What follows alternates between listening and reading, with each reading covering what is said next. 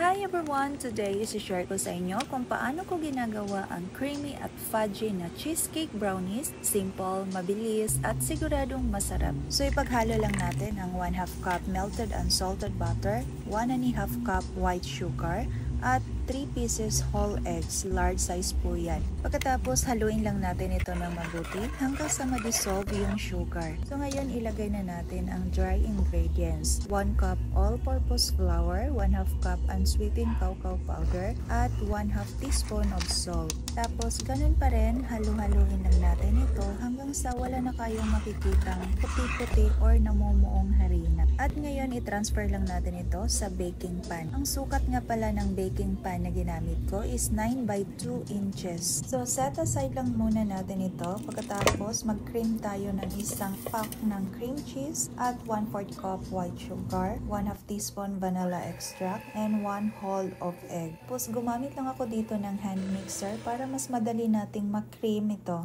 So ito ay okay na. Pwede na natin tong i-transfer sa piping bag. Gumamit ako dito ng piping bag para mas madali ang pag-spread natin. At bago ko pala makalimutan na sabihin sa inyo na yung unang ginawa nating mixture, nagtira nga pala ako kanina ng mga 3 kutsara dahil yan yung gagamitin nating pang toppings. At ito na nga pala yun. So ito kasi yung magsisilbing dekorasyon ng ating toppings. So sundan nyo lang itong ginawa ko. Madali lang naman tong gayahin at mabilis lang din po itong gawin.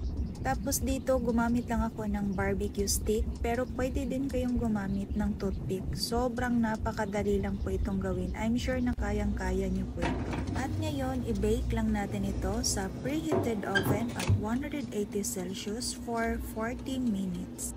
At paglipas ng 40 minutes, ito ay insakto na yung pagkaluto. So hanguin lang natin ito at papalamigin lang muna natin. At kapag ito ay lumamig na, tsaka natin i-slice. Grabe, sobrang bango at ang ganda ng pagkaluto. Napaka-creamy ang cheesecake layer, fudgy ang brownie base, at ang ganda ng swirl sa ibabaw. Sana nag-enjoy kayo sa bawat step at may natutunan kayong bago sa recipe na ito. Kung gagawin nyo ito sa bahay, siguradong mai-enjoy ito ng pamilya ninyo. So ayan lang po guys. Thank you for watching. Always bake with love.